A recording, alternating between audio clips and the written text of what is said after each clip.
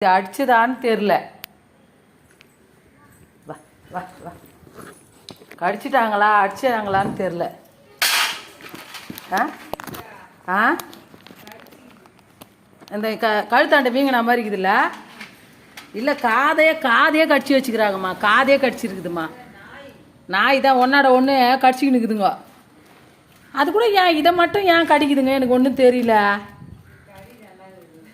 அதான் நாட்டம் இருக்குதே. பாவம் யார் வம்புக்கும் போகாது இது. இதை போய் பிடிச்சி கடிச்சு வச்சுக்குதுங்களே. ஆ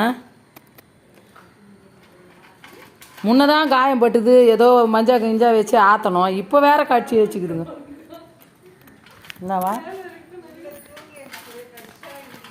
ஆமாம், தூங்குனா அப்படி தான் இருக்கும்.